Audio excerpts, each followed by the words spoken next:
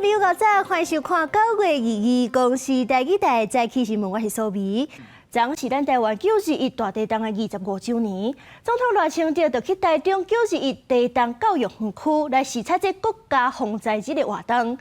今年31岁，当初是地震才6岁，经过86点钟才去防救出来灾民张景宏。今仔昨的时阵，嘛有出面感谢这救灾的国内外组织。25年前，1999年的9月21日，透早1点47分，南投县集集镇发生瑞士规模7.3的大地震，造成2415人死亡，另外有11000多人受伤，全台全岛半岛的厝超过10万栋。南投甲台中灾害惨重，迄当时只有6岁的张景宏一家5个人住伫台中台里王寮大楼，也毋过大楼倒去，最后只有伊活着。地震深度达8公里，这场地震释放出相当于33颗原子弹的能量，震碎了无数家庭，全台湾超过11万栋房子倒塌，数十万人无家可归，华丽归州，有了更多其他的孩子，有的夫妻新生命的最后的岁月，我们25年前的剧痛。张景宏迄当年从外台86点钟了后，记者同款的予韩国搜救队救出来，为伊举办的国家防灾日特别活动。伊也到场感谢国内外救难单位的救命之恩。台中市长罗秀燕强调，防灾甲救灾同款重要，教导孩子们怎么去防灾避灾。市民朋友，我们也不断的去推广防灾的这些思想。那但是另外一方面，我们同时也做很多的救灾的一些准备工作。921教育园区的前身是台中县立光复国中，921大地震造成运动场的部分破起来，校舍甲校园毁坏。大地震了后，拢保留落来。总统赖清德也亲自体验地震剧场。伊讲，面对全球气候变迁的冲击，甲复合式天然灾害挑战，对任何国家拢是重要议题。在总统府特别成立了2个委员会，包括气候变迁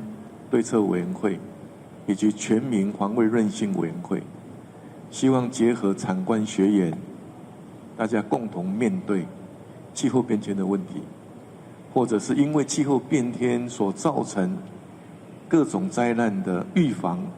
救援等等的问题。赖清德表示，政府会继续提升全民防卫意识，也要结合各界力量，强化灾防体系，打造更加强有力的韧性。记者综合报道。逐当的9月22日是国家防灾日，乌兴学院昨就甲台灾协会同齐演练，若是战争发生的时阵，伫咧公园内底若是爆炸，学院是要安怎保护家己，勿斗救灾？救护人员甲受伤的民众送去救护车，这是乌兴学院甲台灾协会伫9月22国际防灾日所举办的演习活动。现场有专业的医疗团队，带120位的学员，实际演习拄到战争、爆炸、地震等等的灾难，要安怎应对甲保命。921的时候，我蛮害怕的，所以我觉得这个演练蛮好的，就是可以让我们再去回想。我想要替未来有可能发生的灾难做好准备。的话，我们模拟的不是平时的那种一般的灾害，而是在战时的时候呢，最深刻的那种必须快速的观察、处置后送的这个过程。乌兴学院表示，目前多数演练拢是无记天然灾害甲战争灾害会有落差，因希望新训练学员来做战争防灾演练，嘛希望未来甲政府合作，即届负责医疗的台灾协会，目前计共有200位的成员，若是有灾难发生，因会以志工的方式到灾难现场做救援。也会是由医生甲护士，还有一寡高级的救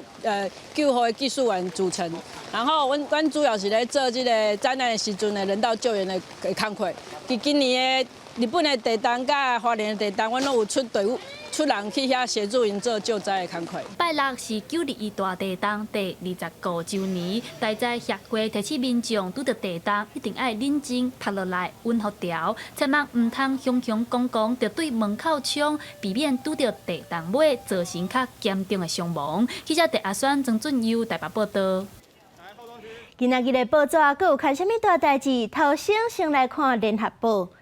台湾的医疗院所温室气体排放量4.6%，卫福部长邱泰源昨就家己讲出，这总统赖清德是捌敲电话去问环境部长，讲这环境部是无提供医疗医所有够量的资源，互病院减少碳排放。这段话是随引起议论。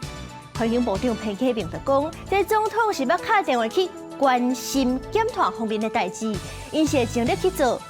接落来看《中国时报》。根据法务部的统计，这5年来增加了20多万的食酒赛车的罪犯当中，累犯有36000人。因为害人重伤，去互判有罪是有83个人，平均是判18.3个月。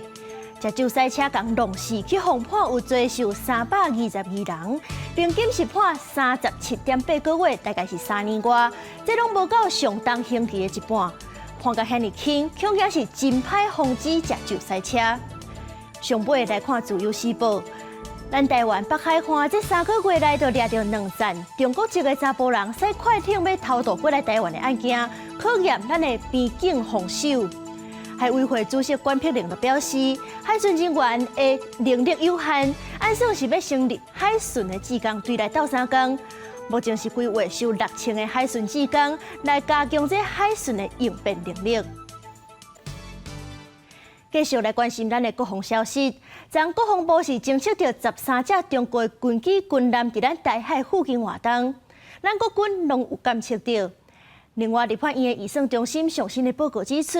咱国军志愿役的人数是有史以来上介少的，到今年6月底是敢若152885人，真的是招无到8成。尤其是在外岛，也阁有海军海防大队、空军防空飞弹部队，拢非常欠人。中共一直侵略台湾，国防部立法部查到共计7架次，其中超越海峡中线进入北部甲中部空域5架次，加上共6架次侵略台湾。国军出动军机军舰、反地飞弹系统，严密监控共军动态。不过，在伫前线作战的部队发生人力流失情形。立法院预算中心发布上新报告，讲国军志愿役人数创下近年来上少，第110年底达到近年来上悬的164884人了后，人数一直落，到今年6月底来到152885人。国防部警示使烦恼，恐惊增加战备压力，也若人力不足有2大的问题，态度无好，也有两化冲突风险欠悬。延长你值班的时间，这个人员的疲劳会增加啊。第二个就是，你可能要减员操作，就是你可能这个系统要10个人才操作，你可能要弄到9个人或8个人来做。那对于这个武器系统的效能是会有这个打折的。报告也讲到，有真侪第一类的战斗部队表现比率无到8成，像是外岛部队、海军陆战队、甲海军各蓝艇部队、战术侦察大队、海防大队，就连空军防空飞弹部队、宪兵202指挥部，拢出现人力不足，国军战力无够，已经真明显。能够在预算就金钱能够加急补偿之外这个来讲真的是补偿，能够让这些主战单位额外的勤务不要增多，我觉得这个能够增加留营率那额外勤务包括什么比如说救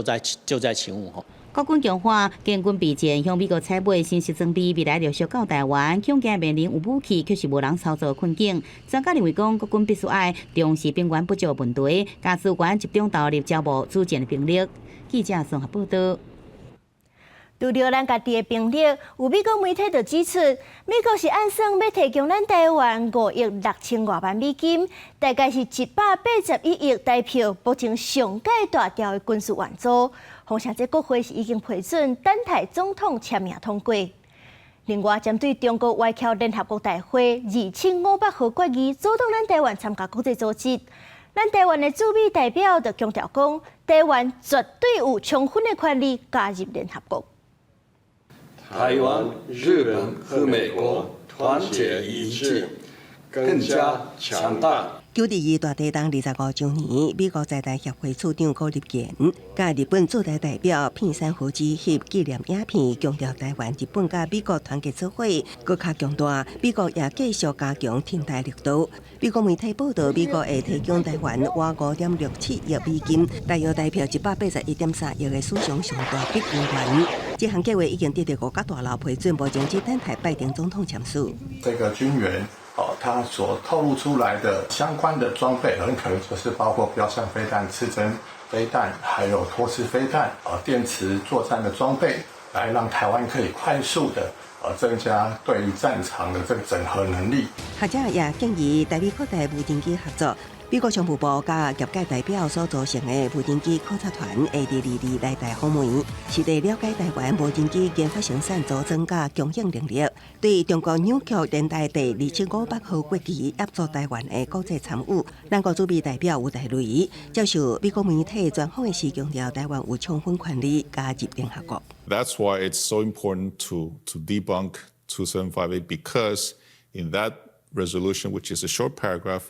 it doesn't mention Taiwan at all. We have 23.5 million people, and we have all the right to be incorporated into the United Nations. We are a sovereign, independent nation. 吴大雷也进一步表示，台湾面临来自中国军事、经济甲网络攻击等威胁，会继续强化自我防卫，透过增进整体国防务实资源，提升高明的战力。也强调民主会判国家公开挺台湾的重要性，要让中国清楚明白，武力侵台会付出严重的代价，搁无法度成功。记者综合报道。宪法法定针对死刑做出部分合宪的判决，也就是一定要符合一定的条件才会当判死刑，引起社会争议。认定讲，在目前还未行刑的37个死刑犯当中，有人有可能会得过死刑。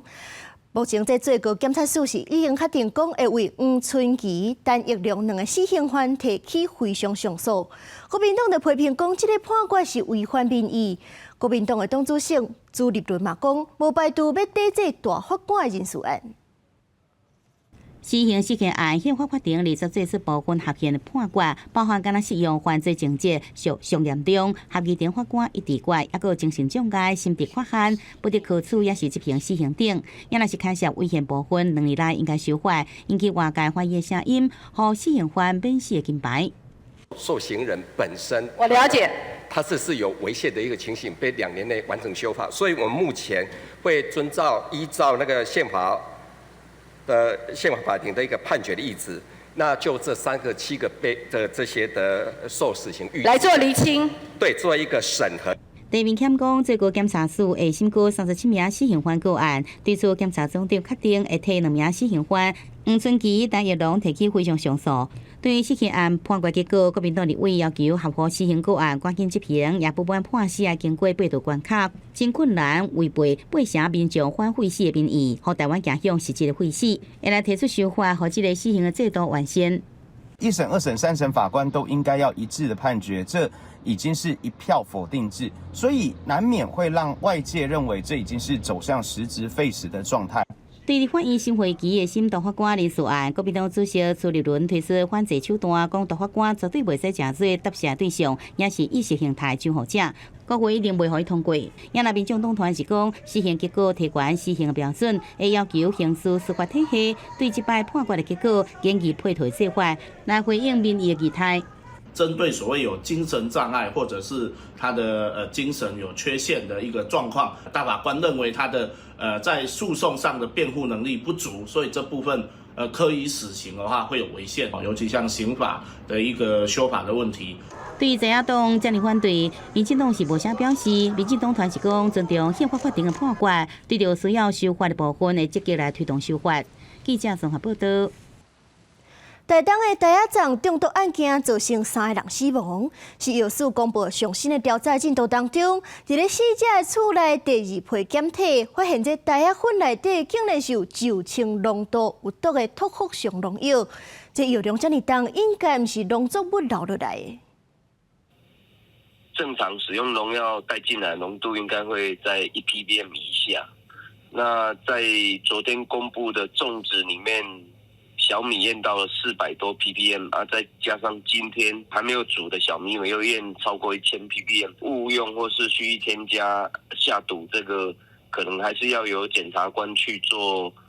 办案侦办才会比较清楚啦。就所有的可能我们还是要再去都没有排除啦，可能我们会特别在食材的这个部分脉络跟流向，这个特别来加强。食药署检验发现，讲这台粉当中脱氟上农药的浓度是有1323 ppm， 这浓度是非常悬。食药署就认为讲，这残留伫咧农作物顶头的量，无可能会遐尼高，有可能是无细致，甚至有可能是有人调工加的，愈来愈有可能是人为的。这检调是正咧追查当中。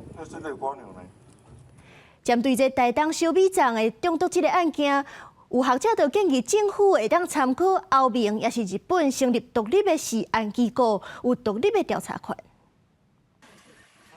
台东发生一起食物中毒事件了后，中央紧急介入调查，初步判定是农药过量。毒物科医师表示，目前既然已经找到原因，相关单位也应对农药的列管进一步检讨，避免误食。说农药一定要把它管理得很好，它只能出现在就是农业场所或者公寮当中，只能放在那边。而且农药，比如说你一定要外面要标示清楚。医师提醒食物中毒事件，常常是用吐、急性肠肺炎症状来表现。对于脆弱族群身躯有更加侪并发症风险。若怀疑中毒，无需要灌水，赶紧送病院。工会学者认为，国际上也愈来愈重视食安事件，对食安全因为牵涉真侪方面的管理，建立应成立独立单位，甚至有调查权，确保科学的独立性，因为食品安全的决策是要根据科学证据来做的，避免就是说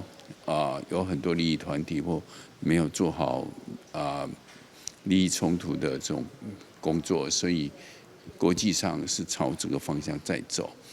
学者指出，食安牵涉农渔牧业者管控甲自主管理。日本甲欧盟目前拢有独立单位，应甲公部门斗阵合作，预防食饮或者是习惯性的疾病。记者综合报道。台南安南区有民众收到上新一期电钱小单8500几块，竟然是比去年同一期加要20倍。伊就怀疑讲，可能是年册换智慧电表有问题。台电就表示讲会来调查。苏先生看到厝内的电费小单，去年每期只有几百块，也毋过今年自1月开始增加到2000多块，刷落来一期比一期悬。7月挖5000块，新一期的小单搁较互伊夹一条，达到8500多块，比起去年同期429块，足足挖20倍。我若是正经共用遐济电，那毋是8500，我若袂去，我嘛是会甲纳。只是讲毋知影是安怎，那会差遮济，总是爱。有一个原因伫个。一个火仔西人住伫台南安南区2层楼的透天厝，倒惊漏电引起火灾。所幸是毋能找水电工检查，也申请台电查检电表，甚至家己出钱将电表送标准局复检，全拢正常。而且这1年来，厝内只换2台冷气，也拢选用冷暖变频，其他电器也无增加，厝边也无出现异常状况，互伊真歹理解安怎电费会增加遮尔济。好像有很多人。是因为是智慧型电表才会有这样的问题。然后我们家这个巷子，整条巷子就只有我家是智慧型电表，其他人都是那个传统的电表，我也觉得很莫名其妙。经查去年的用电度数大概只有100-200度，如果这样子的度数是有一些异常，我们会派员协助用户有关节能诊断的协助，必要的时候也可以办理电表分户的申请。台电表示，民众若发现电费增加真济，建议先检视厝内电器人口敢是有增加，使用习惯敢有改变，也是请水电工检查漏电情况。另外，也会当家己评估申请电表分户，降低用电急剧甲累进费率。记者综合报道。国际消息：去年日本福岛核一厂开始漏处理过核废水，中国就全面禁止日本的水产品进口。昨日，日本甲国际原子能总署讨论了后，日本是答应予中国监测核废水排放的状况。中国嘛会按照这监测的结果来开放水产品进口。日本放毒核一厂为去年8月下旬开始，头一届排放经过处理的核处理水了后，中国就开始全面禁止日本水产品的进口，让伊拉出口水产去中国、日本渔民收入向减少7成。今年7月，中国甲日本外交部长会谈，日本阁一摆要求中国剔除日本水产的禁令，但当时中国提出要求，建议中国会当参加核处理水排海了后，对海洋造成影响的监测活动。提出日本首相岸田文雄20甲 IAEA 国际原子能总署署长俄罗斯电话会谈了后，同意伫 IAEA 实施追加监测活动的时阵，和包括中国等等第三个国家的专家奔走3个阶段参加采样甲监测。中国側は、日本産水産物の輸入規制措置の調整に着手をし、我が国の立場が、規制の即時撤廃であることには、変わりはなく、今回の発表を規制の撤廃につなげていく。中国外交部伫23日表示，甲日本达成4项共识，会伫参加独立采样的监测活动了后，照检验结果，大大开放日本水产的进口。到时阵嘛强调，这并无代表会马上全面恢复日本水产的进口。中日双方达成共识文件，并不意味着中方立即全面恢复日本水产品进口。在有效参与相关监测活动、实施独立取样并确认结果后，基于科学证据，着手调整有关措施。因为中国想要解除日本水产的禁令，就发生伫侵进日本查甫囡仔受到袭击死亡了后，引起外界联想，认为时机太过卡合。也个中国官方否认想要剔除禁令，甲侵进的日本囡仔死亡有关系，表示一切拢是照双方协商的条件，才决定要放零禁令。公司新闻台是董炳耀。做伙来关心今日各地头的天气。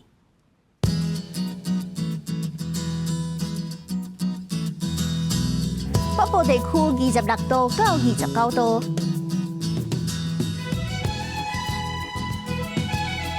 中部地区25度到29度，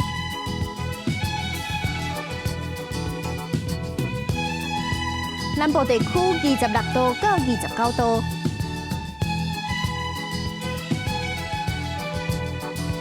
东部地区26度到30度，外岛地区24度到30度。